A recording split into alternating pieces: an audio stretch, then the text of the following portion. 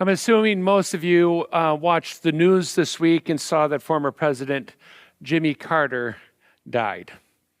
He led an amazing life, a life mostly of his own making. And that may sound like a dumb thing to say, and even looked at it several times before I decided to keep it in there. As a Christian, Carter would have been quick to point out that his life was from God, and he used his God-given skills to the best of his ability. At the same time, Jimmy Carter's life was shaped by so many forces that were actually beyond his control. It was a profound, complicated, and polarizing life with incredible acts of unity and reconciliation. Jimmy Carter, most people know him, knows that he was a peanut farmer, but I don't know how many people understand that he was a naval nuclear submarine engineer as well.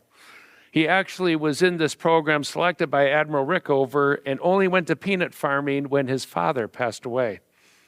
He was an author, a cabinet maker, a painter, a winner of the Nobel Peace Prize.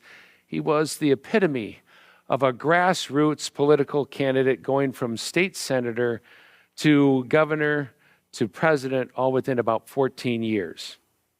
Carter's political views during his Georgia elections were decidedly more conservative than people actually realize. He even criticized a liberal opponent in Georgia election for supporting Dr. Martin Luther King Jr. In 1976, as a virtual unknown candidate, he was elected the 39th president of the United States.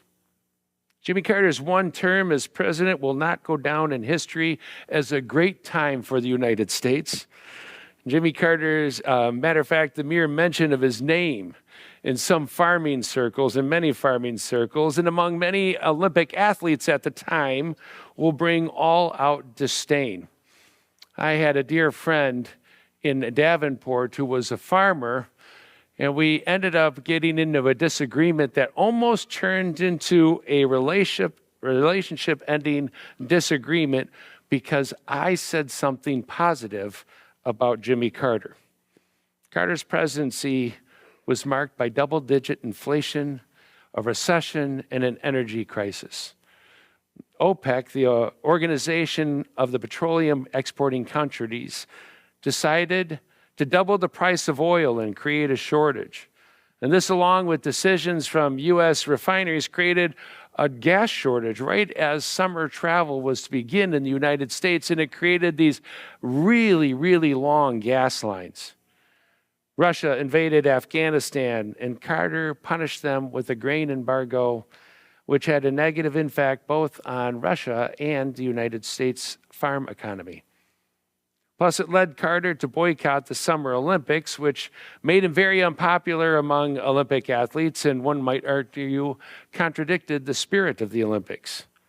In Washington, Carter fought more with his own Democrat Party than he did with Republicans. When time came for re-election, America was ready to move on, and Ronald Reagan won in a true landslide victory. Carter's presidency was not without its accomplishments. He was one of the few Americans to negotiate peace in the Middle East and improved our relationship with China. But the events of the world overshadowed most of his accomplishments. What Jimmy Carter will be most remembered for was his work when he left office. He was a gifted negotiator, and he negotiated deals between the PLO and Israel. He led the U.S. efforts on the Northern Ireland peace process. He worked on the North Korean treaty, and he worked with Taiwan and South Africa and Haiti. After his presidency, Jimmy Carter developed a deep friendship with his former political adversary, Gerald Ford. And together, they developed this deep relationship, and they traveled the globe monitoring election processes in the Third World to ensure fairness. In 1982, he and his wife, Rosalind, founded the Carter Center, a non-governmental, nonprofit organization committed to advancing human rights, alleviating human suffering, and improving quality of life in more than 80 countries. Years ago, my in-laws made a pilgrimage to Plains, Georgia, to see the peanut farm, but most of all, to attend the church that Jimmy Carter attended. And they were overjoyed to be able to sit in on one of his Bible study classes, which he led every Sunday that he was in Plains, Georgia. I respected and admired Jimmy and Rosalind Carter for their efforts to remain connected to people, how much they gave back to the world, and how joyfully and tirelessly they worked to make life better for those who were neglected and unseen. And as much as I admire him, he had some significant faults. And it is the combination of blessing and faults which make him a great example for today's sermon, because I didn't want to talk about my faults. Today we celebrate Epiphany, which I said is technically January 6th, and Epiphany means manifestation. It concludes the Christmas season with celebration of God's glory revealed in the person of Jesus Christ.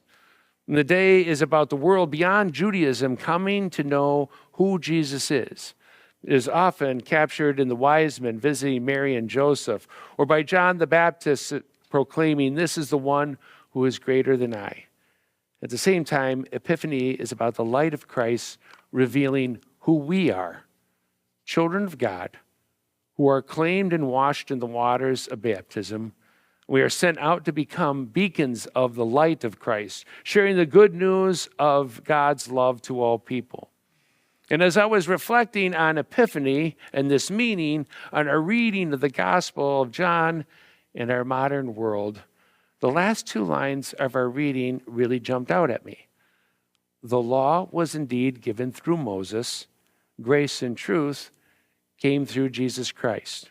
No one has ever seen God. It is God, the only Son, who is close to the Father's heart, who has made God known. The law was given through Moses. Now, the law is not wrong, nor is it unnecessarily or necessarily bad. It's just incomplete. Building a relationship with God through the law creates a barrier. It prevents us from being truly emotionally and spiritually connected to God. It is kind of like reading a book about how to date and following all the steps to a T in hopes that you will develop a deep bond with someone just by following the rules of how to date. The rules do not create a framework, but a relationship is formed by the freedom to have an emotional bond. Even as Christians, we tend to view people through the lens of the law. Does this person or that person exemplify what it means to be a Christian? Are they a real Christian? This was a big problem for me in my younger years, especially when I was in college. People who avoided trouble were viewed as good Christians, when in truth, they were just good at hiding their faults. Some of those people who did good things in public were the most racially biased people I ever knew. They were people that hated people who were not like them and would do mean things to them. How was that Christian? How is that loving the neighbor, the stranger, the enemy? Where does forgiveness and mercy find a place in their hearts? One of my personal faith growing points came when I realized my criticism of them was no different than their criticism of me.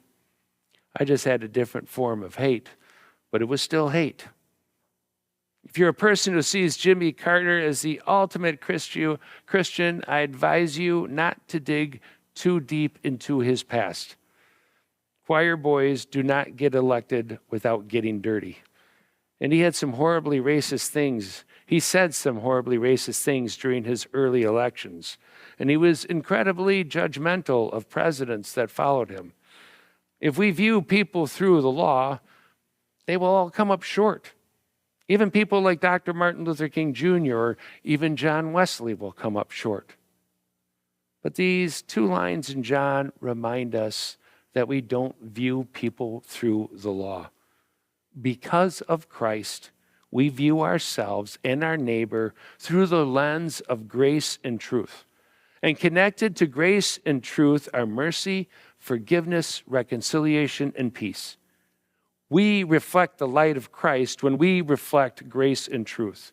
Not some cultural definition of grace and truth, but as they are defined by God. Truth is that every person is created by God as a child of God. Grace understands that my neighbor's well-being is as important as mine, regardless who they voted for or whether their views agree with mine or not, whether they view with mine or not, or they behave like me or not. What I admire about Jimmy Carter is that following his presidency, he could have been consumed in bitterness. And if you watch interviews with him, bitterness still rested in his heart till the very end. Yet, he committed his life to making the world a better place for millions of people. He did not just teach grace and truth on a Sunday morning in a church sanctuary. He lived it, and all could see it, whether they visited Plains, Georgia, or not. If Epiphany is about revealing the grace and truth of Christ to the world beyond those connected in faith, then Jimmy Carter lived an Epiphany life.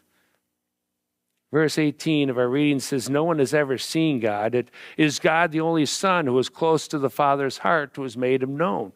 And no one has ever seen God. Those who saw Christ saw God, but none of us here have seen Jesus unless it's some artist's rendering of him. One of the things I came to understand more profoundly from Jimmy Carter is that we as Christian people are called forth to make Christ visible to the world. Now, I did not learn that from him, but if a person of his stature can give and serve like he did, there is little excuse for me not to do the same. We can live our lives like the later characters in the New Testament, the characters you find in the letters in the back of the Bible. Those people are waiting for Christ to return visibly to the earth at some point. And obviously, if we lived that way, we would be waiting 2,000 years for it to happen. But I don't think that was what Christ was teaching for us who follow him. We are to enter into the human reality like Jesus did. We are to serve that reality like Jesus did. So God will be visible to all like Jesus was visible to all. Epiphany is a great way to start the new year. We begin this year with an understanding we are to act out God's activity in the world. We are to enter the human condition in this building, in work, at play, among friends, strangers, and even enemies, to do acts that reveal grace, mercy, and love so that the light continues to shine even in the darkest places. And we have no problem looking around the world and finding dark places where it does not seem that you can see light. But if we do this, if we are the light in the darkness, not only will the world see the living God, we will see the living God in new ways within ourselves and within our community. Amen.